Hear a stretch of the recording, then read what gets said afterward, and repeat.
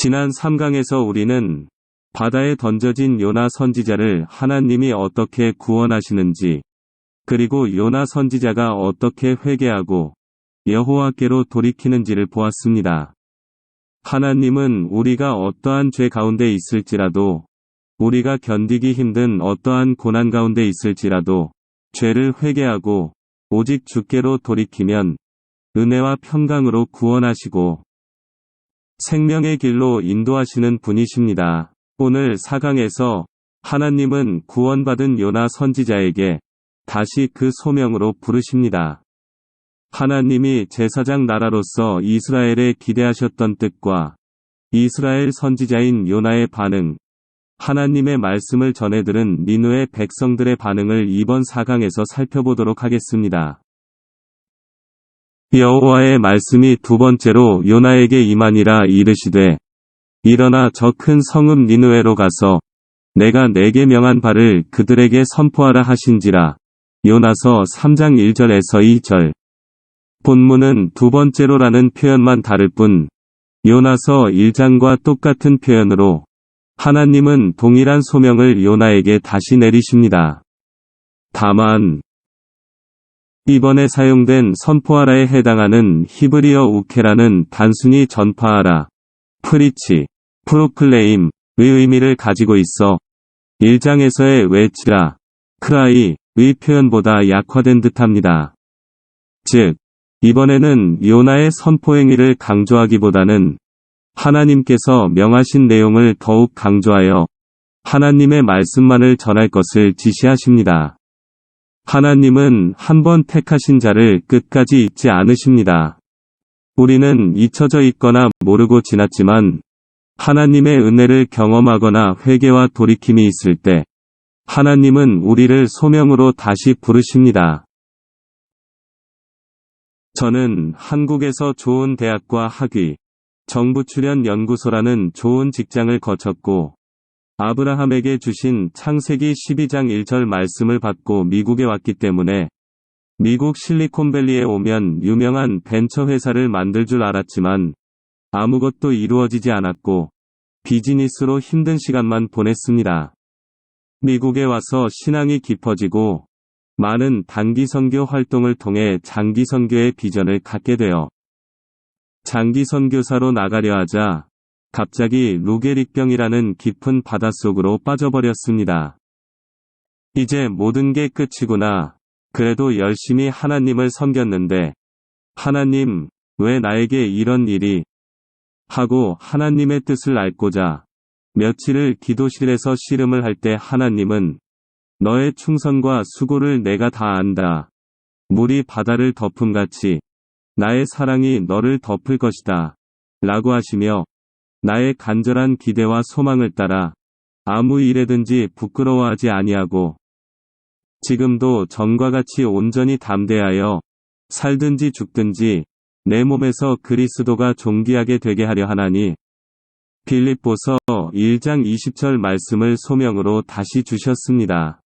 그리고 손가락 하나 움직이지 못하고 종일 누워있는 이곳에서도 온몸으로 예배드리며 모든 열방을 품고 중보기도 하고 나를 통해 하나님의 사랑이 드러나게 하며 내 몸에서 예수님이 존귀케 하는 선교사의 삶을 살라고 하셨습니다. 내 몸의 연약함을 통해 마음이 상한 자, 가난한 자, 억눌린 자, 고통받는 자들에 대한 긍휼과 사랑의 마음이 더 간절해집니다. 보통 남자들은 세상의 명예를 중요하게 생각하지만 저는 내가 살아온 삶이 사람들에게 어떤 영향력을 주었고 내가 어떤 사람의 모습으로 남겨지는가를 중요하게 생각해왔습니다. 미국에 와서 엔지니어로서 큰 일을 남기고 싶었고 선교사로 하나님이 기뻐하시는 충성된 종으로 남은 여생을 살고 싶었지만 이제 돌아보니 저에게 다시 깨닫게 해주신 부르심 소명은 아브라함처럼 미국 땅의 믿음의 1세대로서 씨앗을 심고 자녀들과 사람들에게 지금도 이전처럼 담대하게 온몸으로 믿음을 지키는 하나님의 사람의 모습을 보여주는 것이었습니다. 우리 모두에게는 이 땅에 보내진 목적과 소명이 있습니다. 그리고 젊은 나이에 사고로 갑자기 죽음을 맞이하던, 병으로 고통 가운데 죽음을 맞이하던, 건강하게 살다 나이 들어 죽음을 맞이하던, 우리는 누구나 언젠가는 똑같이 죽음을 맞이하게 됩니다. 소명이 있는 사람은 그 소명을 다할 때까지 죽지 않습니다. 죽음이란 것은 소명받은 자가 그 소명을 다할 때 찾아오는 것입니다. 그 소명을 다할 때까지 아직 끝난 것이 아닙니다. 중요한 것은 이 땅에서 맡겨진 소명을 다한 우리에게 죽음이란 것은 하나님을 기쁨으로 만나게 되는 새로운 소망이라는 것입니다. 저는 자녀들과 사람들에게 하나님의 사람이 어떠한 상황에서도 어떤 모습으로 살아야 하는지, 하나님의 사람이 어떻게 죽음을 대하는지를 보여줄 것입니다. 니느웨는 둘러보는 데만 3일이나 걸리는 매우 큰 성이었습니다. 요나는 하루 종일 걸어다니면서 40일이 지나면 니느웨는 멸망한다 라고 백성에게 외쳤습니다. 요나서 3장 3절에서 4절. 하나님의 은혜로 구원을 얻고 소명을 다시 받은 요나는 니느웨 성으로 들어가 하나님이 전하는 말을 외쳤습니다. 단기 선교지에서 노방 전도를 해보신 분들은 아시겠지만 어느 도시에 아주 작은 부락 한 곳만 지정해서 노방 전도를 한다고 해도 몇 명씩 팀을 나눠서 하루 이틀 이상 걸립니다.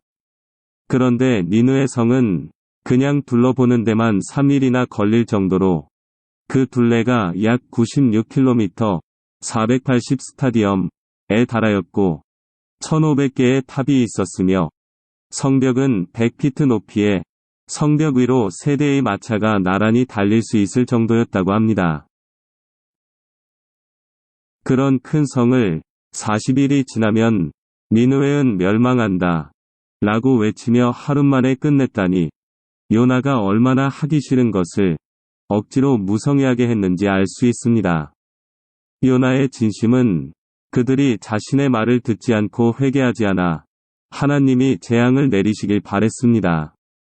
그만큼 그 당시 시대 상황으로 볼 때 니느웨 성 백성들, 아수르는 이스라엘 사람들이 멸시하는 이방인이고 이스라엘을 괴롭히는 원수 같은 민족이었기 때문이었습니다. 니느웨 백성은 하나님을 믿었습니다. 그래서 그들은 금식을 선포하고 가장 높은 사람에서부터 가장 낮은 사람에 이르기까지 모두가 굵은 베옷을 입었습니다. 니느웨의 왕도 그 소식을 듣고 자리에서 일어나 입던 옷을 벗고 거친 베옷을 입었습니다. 그리고 잿더미에 앉았습니다. 요나서 3장 5절에서 6절. 그러나 요나의 선포에 니느웨 백성은 놀랍게도 하루 만에 회개합니다. 니느웨 백성은 하나님을 믿었다 해서 믿다에 해당하는 히브리어 와야아미누는 전폭적이고도 지속적인 신뢰를 뜻합니다. 이는 니느웨 사람들이 신실한 마음과 겸손한 태도로 회개했음을 잘 보여줍니다. 포악한 니느웨 왕이 앞장서서 금식을 선포하고 조서를 내려 온 백성들에게 악한 길과 강포에서 떠나라고 촉구합니다. 왕은 니느웨 사람들이 그릇된 행위를 돌이킨다면 하나님께서 마음을 바꾸시리라는 것을 기대하였습니다. 하나님께서는 그 백성이 하는 것, 곧 그 악한 길에서 돌이키는 모습을 보시고 마음을 바꾸셔서 그들에게 내리기로 작정하셨던 재앙을 내리지 않으셨습니다. 요나서 3장 10절. 하나님은 이를 보고 뜻을 돌이키셔서 이들에게 내리려 했던 재앙을 내리지 않고 거두십니다. 하나님의 본질적인 속성은 변하지 않지만 사람들이 회개하고 돌이킬 때에는 하나님은 자비를 베푸셔서 형벌을 삼가십니다. 우리는 이슬람권이나 회교권 사람들의 완악함이나 일본의 귀신 숭배 사상을 볼 때, 아니, 복음을 비판하는 가까운 가족이나 이웃을 볼 때, 도저히 복음이 들어갈 것 같지 않은 회의감과 무력감을 갖게 됩니다. 하나님 믿는 신앙의 암흑기였던 아합 왕과 이사벨 시대에 엘리야가 이사벨의 의세에 눌려 로뎀나무 아래에서 죽기를 바랄 때 하나님은 그러나 내가 이스라엘 가운데에 7,000명을 남기리니 다 바알에게 무릎을 꿇지 아니하고 다 바알에게 입맞추지 아니한 자니라. 열왕기하 19장 18절 라고 하시며 엘리야를 위로하셨습니다. 철학과 우상숭배, 언변이 능통하여 도저히 복음이 먹혀 들어갈 것 같지 않은 그리스 땅에 들어가 바울이 말씀 전하기를 두려워할 때 밤에 주께서 환상 가운데 바울에게 말씀하셨습니다. 두려워하지 말며 침묵하지 말고 말하라. 내가 너와 함께 있음에 어떤 사람도 너를 대적하여 해롭게 할 자가 없을 것이니 이는 이 성 중에 내 백성이 많음이라. 사도행전 18장 9절에서 10절. 그 중에 10분의 1이 아직 남아있을지라도 이것도 황폐하게 될 것이나 밤나무와 상수리나무가 배임을 당하여도 그 그루터기는 남아있는 것 같이 거룩한 씨가 이 땅의 그루터기니라 하시더라. 이사야 6장 13절. 우리가 다 알지 못하지만 지금도 복음으로 인해 핍박받는 북한의 수많은 그루터기 성도들이 있습니다. 예수님을 믿는다는 이유 하나만으로 감옥에 갇혀 끔찍한 고문과 고된 노동을 견뎌야 하는 북한 성도들은 하루빨리 자유의 날이 임하기를 예수님의 보혈과 사랑을 힘입어 믿음을 지키며 기다리고 있습니다. 하나님은 순종하고자 하는 바로를 억지로 완고하게 한 것이 아니라 완고한 대로 그의 마음을 내버려 두심으로 하나님의 능력을 펼쳐 보이셔서 애굽이 섬기던 우상들이 헛된 것임을 알게 하시고 출애굽을 이루셨습니다. 그러나 완악한 그들 중에는 자신이 하나님을 믿겠다고 해서 믿어진 게 아니라 하나님께서 구원을 주기로 작정해서 하나님을 알만한 것을 그들의 마음에 심어놓고 선택한 사람들이 있습니다. 그것이 우리가 선교와 전도를 쉬지 말아야 하는 이유입니다. 하나님은 헛된 우상과 거짓된 영에 속아 사망의 길로 가고 있는 그들 중 한 영혼이라도 구원을 받게 하시고자 그들에게 다가가 복음을 전할 자를 오늘도 애타게 부르고 계십니다. 예수께서 12제자를 부르셔서 그들에게 더러운 귀신들을 쫓아내는 권능을 주시고 모든 질병과 모든 아픔을 고치게 하셨습니다. 마태복음 10장 1절. 마태복음에 보면 사람들이 예수님에게 와서 제자 삼아 달라고 한 것이 아니라 예수님이 친히 각 사람을 부르셔서 제자 삼으셨습니다. 예수님의 제자는 주님의 은혜로운 부르심을 받음과 동시에 소명을 감당하도록 보내심을 받은 자들입니다. 우리는 각자 선교지로 지금 있는 그곳으로 우리의 삶의 모습을 통해 예배를 세우고 예수님을 증거하기 위해 보내심 받은 자들입니다. 각자 있는 그곳에서 부르심 받은 중보자로, 보냄 받은 자로, 보내는 자로 빛 대신 일을 전하는 소명을 다하시길 축원합니다. 존 파이퍼 목사님은 열방을 향해 가라에서 선교는 예배가 없는 곳에 예배를 세우는 것이라고 했습니다. 모든 열방이 예배를 드리는 날이 되면 선교와 보내심이란 단어는 사라집니다. 우리의 모임이나 교제 중에 예배가 없고 세상적인 희락만 있다면 그곳이 바로 선교지이고 우리는 그곳에 보내심 받은 선교사입니다.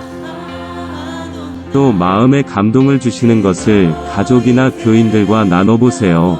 나눔 1. 전도와 선교를 생각할 때 어떤 점들이 부담스럽고 힘든지 나눠보세요.